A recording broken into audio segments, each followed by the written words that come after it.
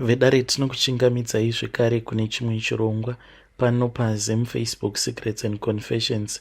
Tadzoka zvekare nemamwe mamessages.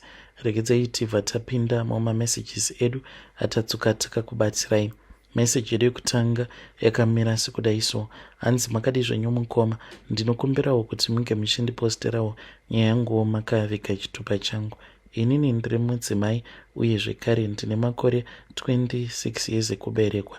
I am working as a teacher, but I am working at a private school. So I am married uye zvekare ndine mwana wangu 1 nemurume wangu. Naiyewo murume wangu is a teacher zvekare. He is teaching at another private school.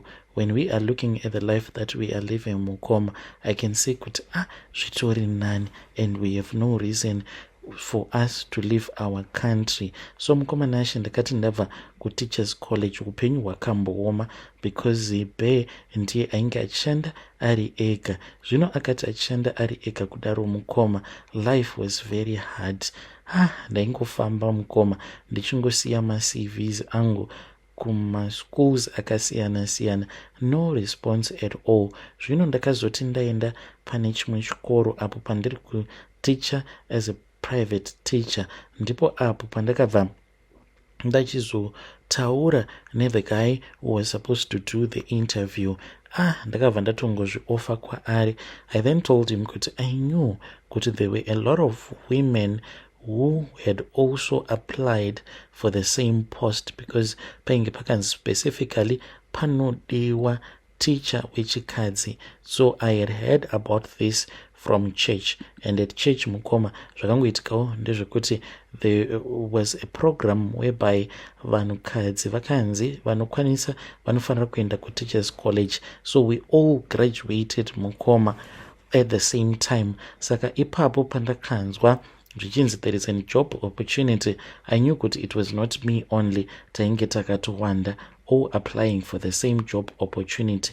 Ndakabva ndazotaura naye murume uya ndikabva ndati, you know what, I can offer you something more than what the other women are offering you. Akabva anditi, how much are you offering me? Ndikabva ndati, inini ndine 150 US. Kainge kari kamari kandainge ndakazovhara murume wangu a very long time ndichingoti kana zvinhu zvikaramba zvakaoma, what I will do is that ndinenge ndotongohodha, ndotsvakawo zvokuhodha, then ndokuitawo kamusika kangu. So akabva anditi iwe 150 US ishoma. Saka ndakabva ndati kana uchiti 150 US ishoma, ipapo mukoma ndainge ndichitosimuka ndichitonokiya do, ndokubva ndatotanga kutokurura nhumbi dzangu. Ndikabva ndati, how about this? Apa ndainge ndichitonongedzera sikarudzi yangu. Baba vaya ndakavaona vachiita kunanzvirira malipsi avo, ndikaziva kutoti zvangu zvainge zvaita. Akabva anditi I guess so, I think kuti zvinoita bo. Saka vakabva vanditi you know what, I am a gentleman, chimira ndinge ndichingotorawo ka 50 aka, since you had already offered me something mukoma. But zvinondirwadza because panguva yacho iyoyo, nguva yekuti murume uyu ange achizoenda kunotenga maprotector, akabva ati painge pasina. Saka bonde rakangoitwa mukoma, pasitomborina kana dziviriro, in which I'm always scared kuti what if kana munhu uyu kana akandizadza chirwere, ko ndichazoita sei? So nababa vaya takazosika bonde, ndokubva ndatonzi congratulations because you have passed this interview. I will call you informing on what are the next necessary steps that you have to take. Mukoma, I returned back home with such good news. The following Sunday, mukoma ndakatosimukawo panguva iyaya yematestimony, and I testified kuti God had finally done it for me. The whole church mukoma vanhu vakasimuka vachipembera vachiita sei, hey, speak of my husband. Even after church, he had planned a surprise for me. So we then went out to this other little fancy restaurant mukoma. I sacrificed, I know. Takati taenda kurestaurant kuya, my mom was there, vamwene vangu vainge variko, vanatete ne one of my friends and his friend and the friend's wife. We were there mukoma celebrating this job that I had gotten. But when we were busy dining, mukomanashi ndo pandakangotanga kuzvibvunza kuti asi ndatounganidzira vanhu kuti ndakawana basa through kutengesa kwandakaita muviri wangu here? Am I such a bad person? Naye mukomanashi, kana kuti I did what any woman could have done if she was in my own situation. Kana mukaposta nyaya yangu ndiziveseiwo mukoma, ndichange ndichizotevererawo mucomment section. Vedare ndo message iyo yandakatumidzirwa ichibva kuna vahanzvadzi vedu. Yo, pakaipa zvivindi zvacho akomanaka, munombozviodepiko nhai vahanzvadzi? Asi ngatitaurei navo mucomment section. Hanzi tava kutoraramawo kaupenyu kari bo, because nahabi hanzi tinotobatsirana umwe nekoko. We are both working at private schools. Zvakangoma hazvo veduwe. Saka kana murume wenyu kana kuri kunzi akazozviziva kuti ndo zvamakaita, do you think kuti there will be peace in your marriage? Ngatitaurei navo mucomment section. Regedzai tibva taenda panyaya yedu inotevera. Nyaya yedu inotevera yakamira sekudaiso. Hanzi makadai zvenyu mukoma, ndinokumbirawo kuti munge muchindiposterawo nyaya yangu makaviga chitupa changu. Ndoda kureurura mukoma kuti ndine imwe hanzvadzi yangu pari zvino akazoenda hake kuSouth Africa. Munoziva munhu akangokura akaspoilwa naamai vangu. He was too much spoiled. Ende hama neshamwari dzaigara dzichingovaudza mama kuti the way that you are spoiling him, mwana uyu achazokunetsai mune ramangwana. Saka apo achizoenda kuSouth Africa, it was because ainge apara mhosva. Saka aiva neimwe friend yake, ndokubva vazopfuurira napaya, vakabva vachizoenda, ndokubva vachizonoba foni mukoma, vakanoba iPhone, but vakati vaba iPhone iyaya, then friend yacho yakabva yachizobatwa. Saka yakabva yazotaura kuti this idea, it was my brother's idea, but vabereki vangu vakasarudza kuti vange vachitoshandisa mari yakawanda zvisingaite kuti vange vachitenga lawyer, uye zvekare patori nehutsotsi hwakaitwa, because that guy uyo ainge ari shamwari yebrother yangu akasvika mukomanashi pakugara almost 2 years ari mujeri nekuda kweIphone iyoyo. But as for my brother, akangoenda kuma-holding cells for a couple of hours, pakashanda marikani. But inini hanzvadzi yangu paakasungwa ndakatombofara, because I thought kuti my parents, they were going to ignore him. But to my surprise, amai vangu vakatotanga kuchema, mukoma vakachema kuita sekunge painge pafiwa. Baba vakasvika pakuita hasha, but amai ndokubva vachizotanga kurongedza hembe dzavo vachiti zviri nani kuti vadzokere kumusha. Saka baba ndopavakabva vazoti it is fine, I'm going to see what I can do. Vakabva vazofunda umwe muzukuru wavo, but haasi muzukuru wehukama wepadhuze. He just comes from the same village as we do. Saka ndiye akazoenda nababa, then hameno dzaakatsikisa ikoko, he is a lawyer guy.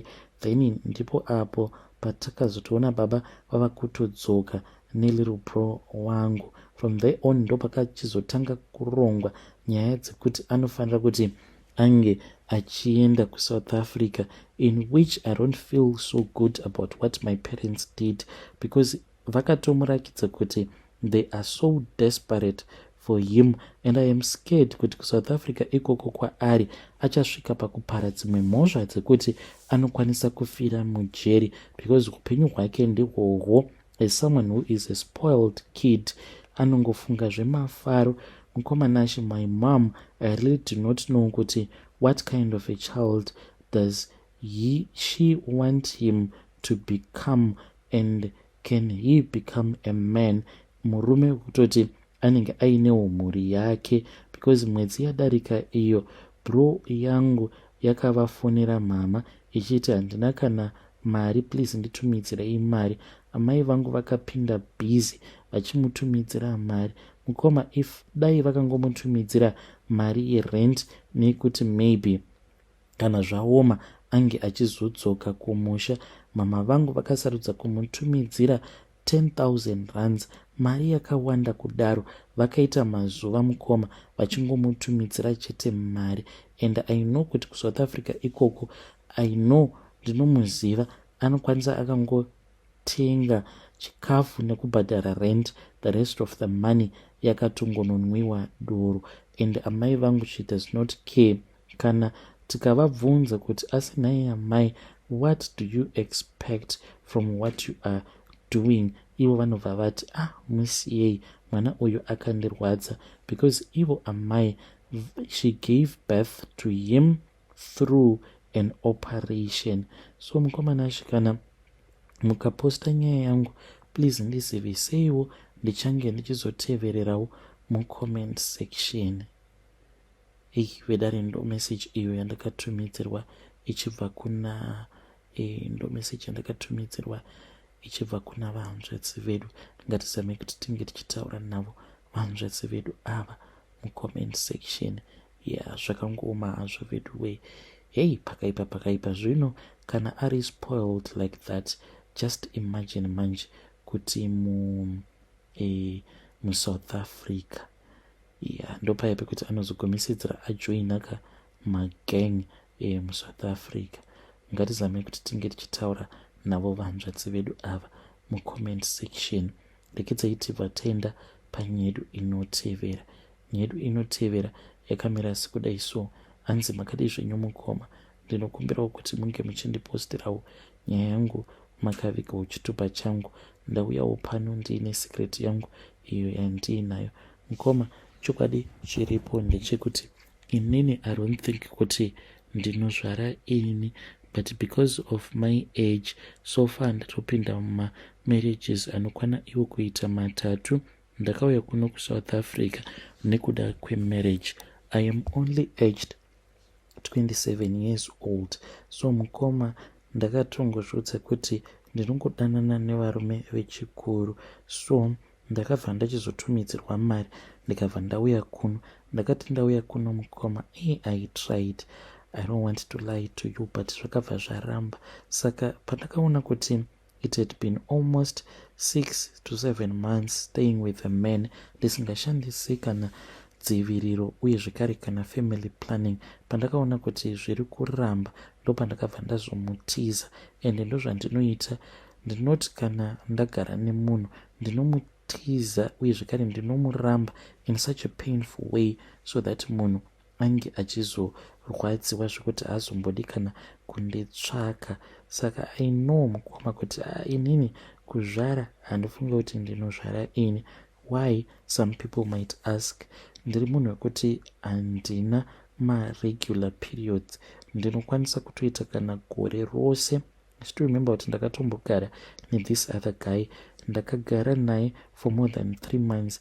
Murume aindida iyeye, achindichengera. Saka aitofungidzira kuti maybe ndainge ndiine pamuviri, because ndakaita 3 months ndisingagezi, ndisingaende kumaperiods, in which pandakatanga kudanana naye and ndichitoenda kumasleep over, pane pamwe pandakatomboenda kumaperiods ndiri kumba kwake. Saka pandakazomudza kuti handina kuenda kumaperiods yet, ndichitoziva kuti ndinoita mairregular zvekuti ndinokwanisa kuenda kamwe chete kana kuti 2 times a year. Akafara mhani, akafara zvisingaita, akabva ati shuwa here hauna kuenda kumaperiods. Ndikati yes babe, handina kuenda kumaperiods, I think kuti maybe I am pregnant. So mukomana achi ndakatanga kuchengetewa, zvinosvika ndichizomutiza.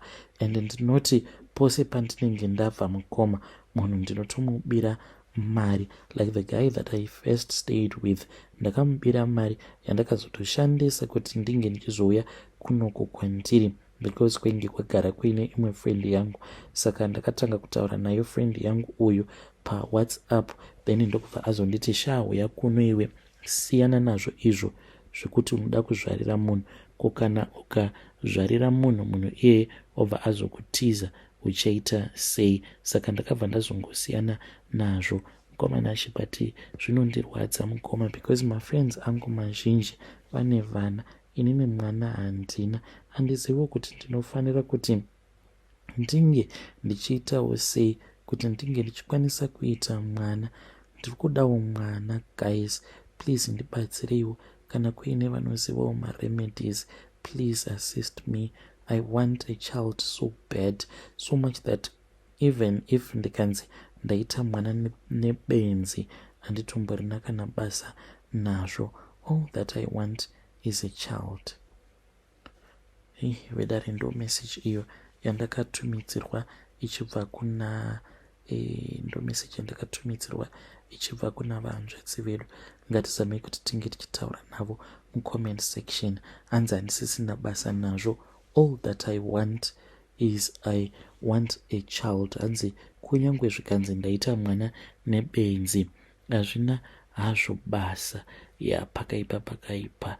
Rekedzaiti taenda panyaya yedu inotevera. Nyaya yedu inotevera yakamira sekudai so. Hanzi makadii zvenyu mukoma, ndinokumbirawo kuti munge muchindiposterawo nyaya yangu makaviga uchitupa changu. So inini mukoma Nashi ndakakurawo ndichirerwa namainini. I will never mukoma.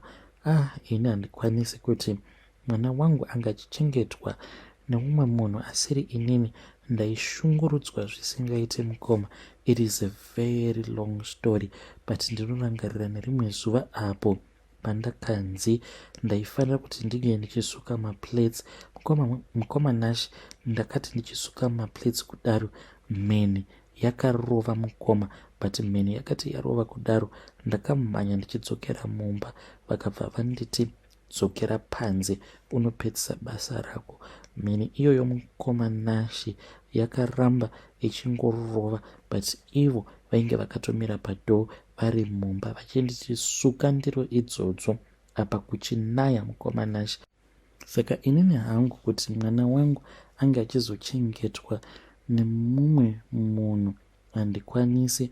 Munamato wangu ndewekuti Mwari, kana kuri kunzi muchazonditora henyu, but zamai kuzonditora at least vana vangu vakura vava kukwanisa kuzviriritira, not kuti vana vangu vange vachizosara vachichengetwa neumwe munhu. Mwoyo wangu ungarwadza, mweya wangu haungambozorori, handingambowani zororo. Handiri kukunyeperai mukoma. Vedare ndo message iyo yandakatumidzirwa ichibva kuna vahanzvadzi vedu.